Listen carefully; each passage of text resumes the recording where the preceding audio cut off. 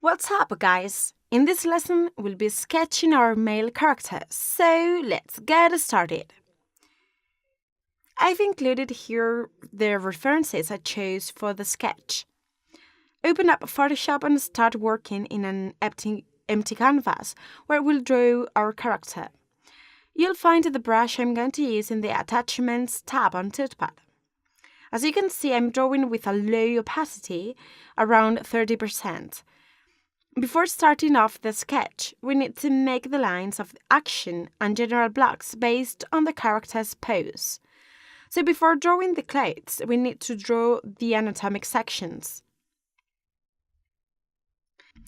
At this point, it's possible to modify or distort the proportions depending on your drawing style, cartoon-like or realistic. However, what you need to bear in mind is the proportions of the real pose we are using as a reference. Perhaps the lesson on anatomy we saw earlier in this course may be of great help when drawing the muscles. When? Well, let's say the character is wearing a t-shirt or a long sleeves one. In our case, our character will wear baggy clothes, so we'll have to adapt them to the anatomy. If you look closely to what I'm doing, you'll see that I'm making up each of the main anatomic sections until drawing the entire body. When you finish the sketch, reduce the layer's opacity and create a new one. I'm going to use this new layer to draw the outfit of the character. To do so, I'll take as a reference the image on the right. Adapt the clothes shape to the character's anatomy. In order to do this, you need to pay attention to the piece's volume, whether it's baggy or tight. Also pay attention to those areas where folds are generated, depending on the fabric or material. This can be seen in the reference picture of the character. This is why I advised you not to select a complex pose, since you'd need to consider way more factors when drawing the outfit.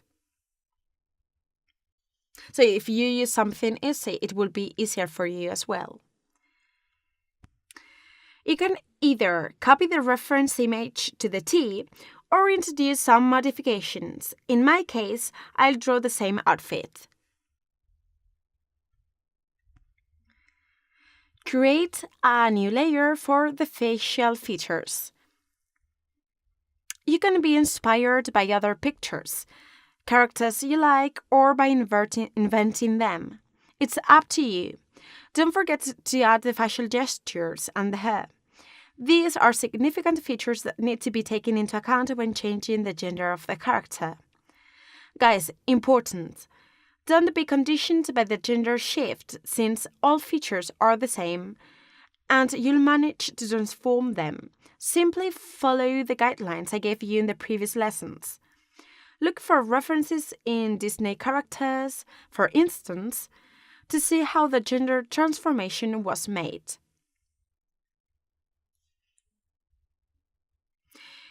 When you've sketched your character, reduce the opacity of the layers and create a new one. In this new one, we'll repeat the character's sketch, but we'll make it carefully so that we can use this new sketch for the inking process in the next lesson. It's important to work with a nice base when inking the sketch. This way, we'll ink it accurately. At this point, as I said, you can add details like the folds. Have a look at references to draw the hands, for instance, or center certain details, since these parts are decisive to get a professional drawing.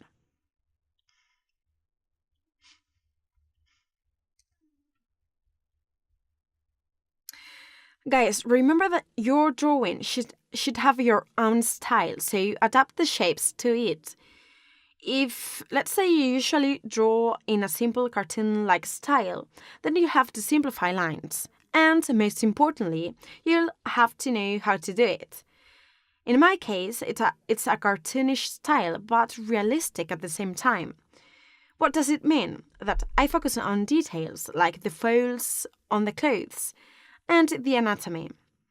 It's not a 100% realistic drawing, but I try to reflect the main anatomic parts.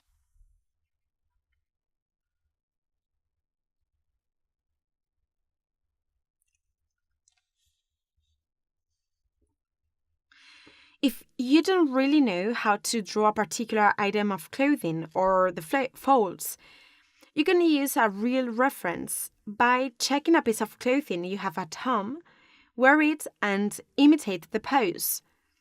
Look at the mirror or take a picture to check it and copy the folds. I think it's a really good strategy. Copying or referencing doesn't mean you aren't working, but that you're learning. Lastly, I'll add the facial features of the character. You can make it as complex as you want. In my case, it's a cartoon-like, and I'm not adding too much details. So guys, this is the final sketch. It only remains adding the ink and color. But the most important part is already done. We're going to use this character for the female character. First, ink this character and then create the feminine one. Well guys, I really hope that you liked this video and that you learned a lot about how to make sketches of characters. In the next video, we'll be inking and coloring the sketch, so see you there.